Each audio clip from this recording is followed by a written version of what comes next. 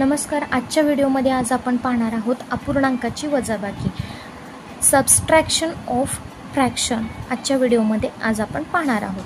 तर वजाबाकी दोन पद्धतीने केली जाते. ज्यावेळी छेद समान असतो त्यावेळी वजाबाकी करणं अगदी सोपं आहे, पण ज्यावेळी छेद असमान असतो त्यावेळी वजाबाकी करण्यासाठी आपल्याला प्रथम छेद समान करावा लागतो. पहा, आपण एक उदाहरण घेऊया.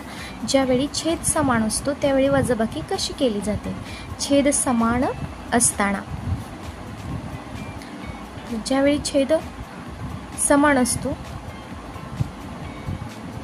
त्यावेळी वजाबाकी कशी केली जाते त्याच्यासाठी आपण एक उदाहरण पाहणार आहोत. पहा, 8/4 वजा 3/4. तर या ठिकाणी छेद समान आहे.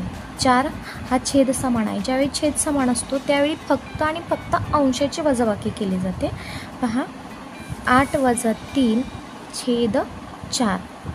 तर काय येणार आहे पहा, 5/4. हे झालं आपलं उत्तर.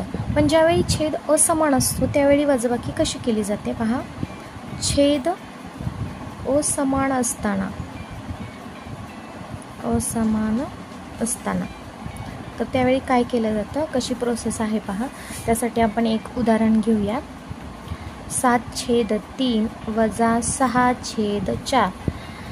तर ज्यावेळी असं उदाहरण दिलं जातं त्यावेळी काय करायचं, तर पहिल्यांदा छेद समान करायचं. तर छेद समान कसा करायचा, तर पहिला जो आपल्याला अपूर्णांक दिलेला आहे तो जसाच्या तसा लिहून घ्यायचा आणि ह्या अपूर्णांकाला दुसऱ्या अपूर्णांकाच्या छेदाने गुणायचं आहे. तर दुसऱ्या अपूर्णांकाचा छेद आहे 4, म्हणून आपण ह्या अपूर्णांकाला 4ने गुणणार आहोत. वजाबाकी विचारलेली आहे म्हणून वजाचं चिन्ह जसंच्या तसं लिहिलं. त्यानंतर दुसरा अपूर्णांक आपल्याला जसाच्या तसा लिहायचा आहे आणि दुसऱ्या अपूर्णांकाला पहिल्या अपूर्णांकाच्या छेदाने गुणायचं आहे. तर दुसऱ्या अपूर्णांक आहे 6/4, त्याला 3ने गुणणार आहोत आपण. तर ह्या पद्धतीने किमतीमध्ये कोणताही बदल होत नाही. पहा, 7 × 28 छेद 3 × 12 वजा चिन्ह आहे तसंच येणार आहे 6×18 छेद 4×12. पहा, छेद समान झालेला आहे. तर आपण वरच पाहिलं की छेद समान असताना आपण वजाबाकी कसं करतो.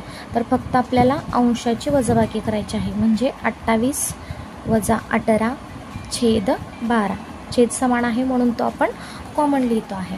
पहा, 28 - 18 होतात 10/12. तर हे आपलं उत्तर आलेलं आहे 10/12.